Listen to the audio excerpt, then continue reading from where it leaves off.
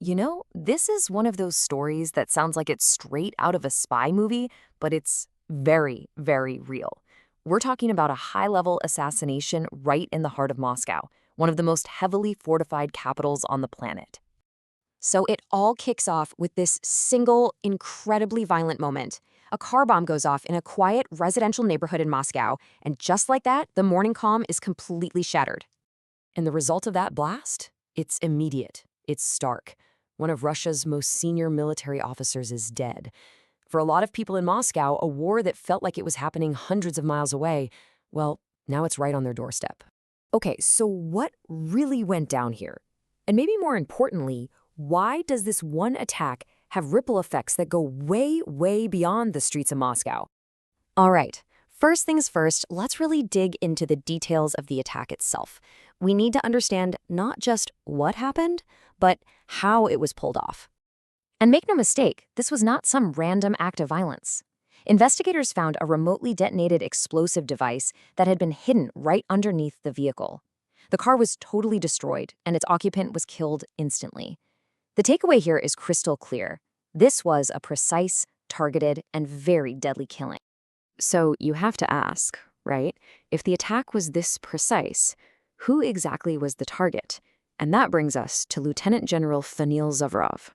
General Savarov was 55 years old, and he wasn't your typical frontline commander. His job, you could argue it was even more critical. He was the guy overseeing operational training for the entire Russian military. He'd served in places like Syria and Chechnya, but his most important job right now was getting Russian forces ready for the war in Ukraine. So, to put it simply, the man they killed was directly responsible for training the soldiers Russia is sending to the front line. And get this, his death isn't some one-off event. Look at this number, 3.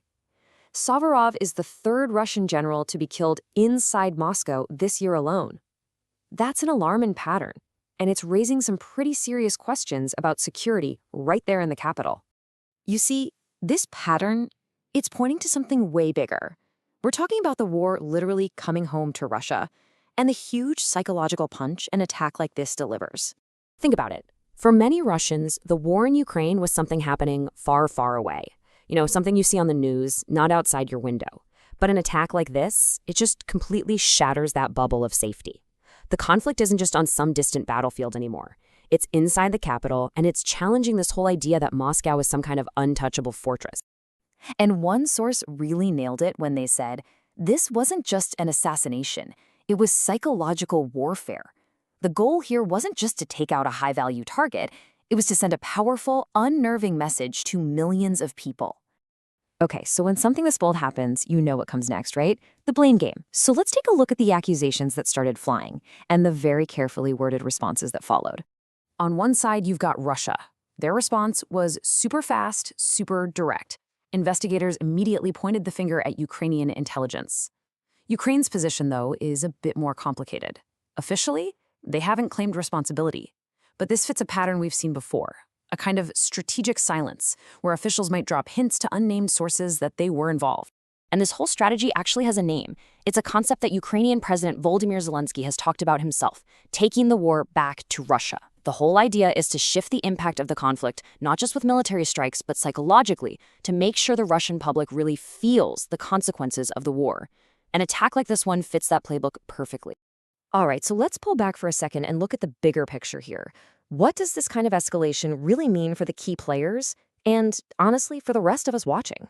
So what are the big strategic takeaways? Well, for the Kremlin, even though it's a huge security failure, it actually helps them push their narrative at home that Russia is under attack and has to keep fighting.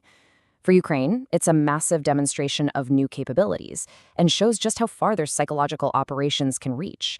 And for the world, well, it signals a really dangerous new phase of this war, one that's escalating far beyond the traditional front lines. When you boil it all down, it's pretty simple. With just a single explosion, a single car bomb, the whole narrative of this war has been fundamentally changed, both for people inside Russia and for everyone watching around the globe. And that leaves us with this one really unsettling question. The biggest question now isn't just who did it. It's how much further is this conflict going to escalate?